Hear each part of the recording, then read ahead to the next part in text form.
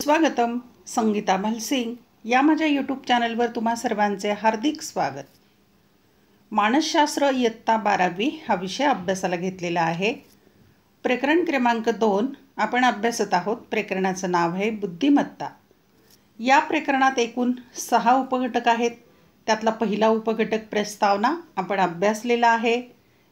ते video lecture आणि पहिल्या प्रकरणावरील व्हिडिओ लेक्चर आणि स्वाध्याय या चॅनलच्या प्लेलिस्टवर जाऊन तुम्ही पाहू शकता. आज आपण अभ्यासाला घेतलेला आहे दुसरा उपघटक बुद्धिमत्ता विषयक दृष्टिकोन. चला तर पाहूया. या दुसऱ्या प्रकरणातील दुसरा उपघटक आहे बुद्धिमत्ता विषयक दृष्टिकोन. की बुद्धिमत्ता याबाबत वेगवेगळ्या मानसशास्त्रज्ञांनी आपली मते मांडलीत, वेगवेगळे दृष्टिकोन मांडलेत. त्याचा आपण विचार करूया. अनेक मानसशास्त्रज्ञ असे मानतात की बुद्धिमत्ता एकसंघ आहे. एकसंघ याचा अर्थ एकत्र. जसं द्राक्षाचा गुच्छ आहे की नाही, तशा प्रकारे एकसंघ आहे. या उलट इतर अनेक मानसशास्त्रज्ञ असे मानतात की बुद्धिमत्तेत अनेक स्वतंत्र क्षमतांचा समावेश होतो. आणि काही मानसशास्त्रज्ञ मानतात की बुद्धिमत्तेमध्ये वेगवेगळे भाग आहेत, वेगवेगळ्या स्वतंत्र अशा क्षमता आहेत, असं ते मानतात. म्हणजे 2 भाग झाले किंवा 2 दृष्टिकोन झाले. बुद्धिमत्ता विषयक हे 2 महत्त्वाचे दृष्टिकोन पुढील प्रमाणे आहेत. आता एक मानसशास्त्रज्ञ मांडतात की एकसंध अशा प्रकारचा दृष्टिकोन आहे आणि दुसरे मांडतात की स्वतंत्र क्षमता आहेत. या दोन्ही दृष्टिकोनांचा आपण अभ्यास करणार आहोत. त्यातला पहिला दृष्टिकोन आहे बुद्धिमत्ता म्हणजे एक सामान्य बोधनिक क्षमता.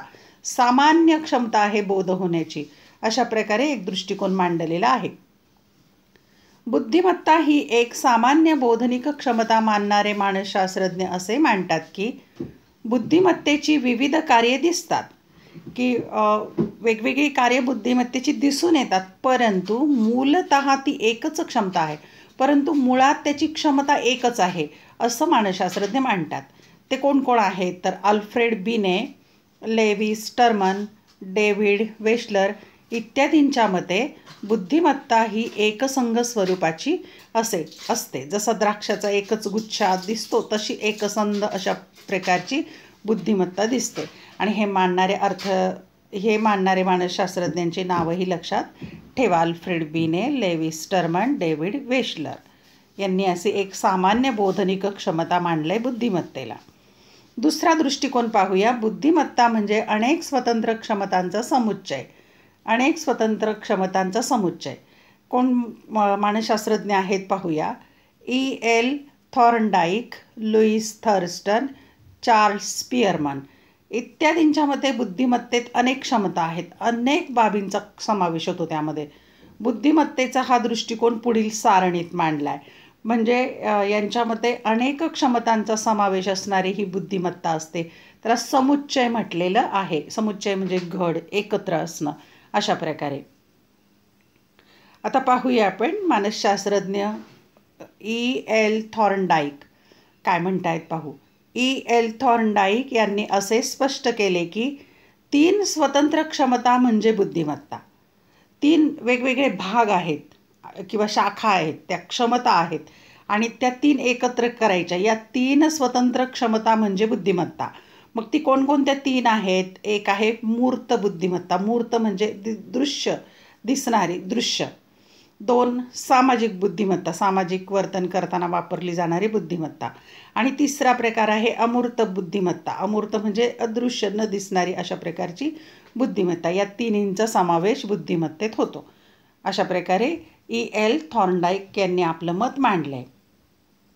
आता पाहूया दुसरे मानसशास्त्रज्ञ आहेत लुईस थर्स्टन. हे काय म्हणतायत. लुईस थर्स्टन यांनी असे स्पष्ट केले की 7 प्रकारच्या प्राथमिक व स्वतंत्र स्वरूपाच्या क्षमता म्हणजे बुद्धिमत्ता. यांनी 7 प्रकार म्हटलेले आहेत, पण त्या प्राथमिक आणि स्वतंत्र स्वरूपाच्या आहेत. या 7 प्रकारच्या प्राथमिक व स्वतंत्र स्वरूपाच्या क्षमता म्हणजे कोणकोणत्या आहेत ते पाहू आपण. 7 प्रकारच्या क्षमता. 1 शाब्दिक आकलन म्हणजे शब्द समजणं. शब्द ओघ म्हणजे शब्दाचा प्रवाह. संख्यात्मक क्षमता, संख्यात्मक समजण्याची क्षमता. अवकाशीय क्षमता 4. 5 साहचर स्मृती. 6 सांवेदनिक वेग आणि 7 तर्क क्षमता. या 7 बाबी स्वतंत्र प्राथमिक स्वरूपाच्या आहेत. लुईस थर्स्टन यांनी या सर्व क्षमतांचे मापन करणारी चाचणी विकसित केली आणि या क्षमता कशा मोजायच्या, त्या व्यक्तीमध्ये आहेत की नाही याची चाचणी किंवा टेस्ट घेण्याची पद्धतही त्यांनी विकसित केली. अशा प्रकारे 7 बाबींचा समावेश किंवा स्वतंत्र अशा प्राथमिक क्षमता आहेत, याला बुद्धिमत्ता लुईस थर्स्टन यांनी म्हटलेलं आहे. पुढचे मानसशास्त्रज्ञ आहेत चार्ल्स स्पिअरमन. 1927 स्पिअरमन यांनी घटक विश्लेषण या सांख्यिकीय तंत्राचा उपयोग करून बुद्धिमत्तेचे एक सामान्य घटक म्हणजे जी फॅक्टर आणि 2 विशेष घटक म्हणजे एस फॅक्टर हे 2 घटक स्पष्ट केले. आता चार्ल्स स्पिअरसन यांनी 1927चा कालखंड आहे, यांनी बुद्धिमत्तेचा अभ्यास करताना सांख्यिकीय तंत्र वापरलं आणि बुद्धिमत्तेचे 2 भाग केले. एक सामान्य घटक म्हणजे जी फॅक्टर म्हणजे जनरल फॅक्टर आणि विशेष घटक हा दुसरा घटक आहे, एस म्हणजे स्पेशल फॅक्टर. असे 2 घटक स्पष्ट केले, सामान्य आणि विशेष. त्यांच्या मते दैनंदिन जीवनातील कार्य पार पाडण्यासाठी आवश्यक असणारी किमान सक्षमता म्हणजे बुद्धिमत्तेचे सामान्य घटक. बुद्धिमत्तेचा सामान्य घटक कोणता, तर दैनंदिन जीवन जगताना जे मानवाला जी क्षमता लागते, किमान आवश्यक असणारी सक्षमता म्हणजे सामान्य घटक आहे तो. तर विशिष्ट क्षेत्रातील समस्या सोडवण्यासाठी आवश्यक असणारी किमान सक्षमता म्हणजे बुद्धिमत्तेचा विशेष घटक होय. मग विशिष्ट क्षेत्रातली समस्या उदाहरणार्थ डॉक्टरला एखादं पेशंटच्या काही समस्या सोडवता येणं म्हणजे ती विशेष अशा प्रकारचं कौशल्य लागतं तिथे. ती क्षमता आहे किमान त्याच्याकडे, तो विशेष घटक आहे.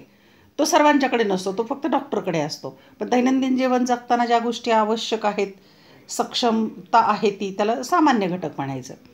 बुद्धिमत्तेचा सामान्य घटक सर्वांमध्ये जवळपास सारखाच असतो, परंतु विशेष घटक भिन्न भिन्न असतो. प्रत्येक व्यक्तीमध्ये मग भिन्न भिन्न हा विशेष घटक असू शकतो. पुढचे मानसशास्त्रज्ञ आहे रेमंड कॅटेल आणि जॉन हॉर्न. रेमंड कॅटेल आणि त्यांचा शिष्य जॉन हॉर्न यांनी बुद्धिमत्तेचे प्रवाही बुद्धिमत्ता आणि स्फटिक बुद्धिमत्ता असे 2 प्रकार स्पष्ट करणारा बुद्धिमत्तेचा सिद्धांत मांडला. आता रेमंड कॅटेल आणि जॉन हॉर्न यांनी 2 भाग किंवा 2 प्रकार केलेले बुद्धिमत्तेचे. एक तर प्रवाही बुद्धिमत्ता आणि स्फटिक बुद्धिमत्ता, आणि त्यावरून बुद्धिमत्तेचा सिद्धांत मांडला. त्यांच्या मते प्रवाही बुद्धिमत्ता चेतापेशीय विकासावर अवलंबून असते. मानवाच्या अंतर्गत असलेल्या ज्या चेतापेशी आहेत त्याच्या विकासावर अवलंबून असते प्रवाही बुद्धिमत्ता, आणि या बुद्धिमत्तेवर अध्ययन आणि अनुभव यांचा तितकासा प्रभाव पडत नाही. आणि या चेतापेशी विकासावर म्हणजे अनुभवाचा व्यक्तीच्या किंवा व्यक्तीच्या अभ्यासाचा अनुभवाचा फारसा प्रभाव पडत नाही. याउलट स्फटिक बुद्धिमत्ता चेतापेशीय विकासावर अवलंबून नसते. म्हणजे चेतापेशीवर अवलंबून नसणारी बुद्धिमत्ता ती असते स्फटिक. आणि ही बुद्धिमत्ता शैक्षणिक संपादन, प्राप्त अनुभव आणि ज्ञानाचा साठा यांचे फलित असते. म्हणजे स्फटिक बुद्धिमत्ता याने प्राप्त होते शिक्षणाने, अनुभवाने आणि ज्ञानाने त्याचं फलित ते असतं, असं रेमंड कॅटेल आणि जॉन हॉर्न यांनी मत मांडले. पुढचे मानसशास्त्रज्ञ आहेत हॉवर्ड गार्डनर. हॉवर्ड गार्डनर यांनी त्यांच्या बहुविध बुद्धिमत्ता सिद्धांतात असे ठामपणे मत मांडले की बुद्धिमत्तेचे 9 स्वतंत्र प्रकार असतात. आता त्यांनी बुद्धिमत्तेचा सिद्धांत मांडला, त्या सिद्धांताचं नाव आहे बहुविध बुद्धिमत्ता सिद्धांत. त्यामध्ये बुद्धिमत्तेचे 9 प्रकार केले आणि ते पण स्वतंत्र प्रकार आहेत. आणि हे प्रकार निरनिराळ्या व्यक्तीत त्यांच्या अनुवांशिक गुणधर्मानुसार आणि परिवेशीय अनुभवानुसार निरनिराळ्या प्रकारे विकसित होतात. आणि हे 9 प्रकार जे आहेत त्या व्यक्तीचा अनुवंशिकता हा एक गुणधर्म आणि त्याचा परिसर, आसपासचा त्याचा अनुभव, त्या अनुभवानुसार या विकसित होत असतात या बुद्धिमत्ता. बुद्धिमत्तेचे हे 9 स्वतंत्र प्रकार आता कोणकोणते आहेत ते पाहूया आपण. 1. भाषिक बुद्धिमत्ता, वाचन, लेखन, संभाषण वगैरे. नंतर 2. तार्किक किंवा गणितीय बुद्धिमत्ता. 3. अवकाशीय बुद्धिमत्ता. 4. संगीतीय बुद्धिमत्ता. 5. शरीरगतीविषयक बुद्धिमत्ता. 6. आंतरवैयक्तिक बुद्धिमत्ता. 7. व्यक्ती अंतर्गत बुद्धिमत्ता. 8. निसर्गात्मक बुद्धिमत्ता आणि 9. अस्तित्वात्मक बुद्धिमत्ता होत. अशा प्रकारे 9 बुद्धिमत्तेचे प्रकार यांनी केलेले आहेत. अतिशय महत्त्वाचा हा टॉपिक आहे. पुन्हा एकदा व्हिडिओ लेक्चर पहा म्हणजे नक्की तुम्हाला समजेल. धन्यवाद. व्हिडिओ लेक्चर आवडल्यास चॅनल सबस्क्राईब करा, बेल आयकॉन प्रेस करा, म्हणजे मी नवीन व्हिडिओ पोस्ट केला की त्याचं नोटिफिकेशन तुम्हाला मिळेल. अभ्यासासाठी शुभेच्छा.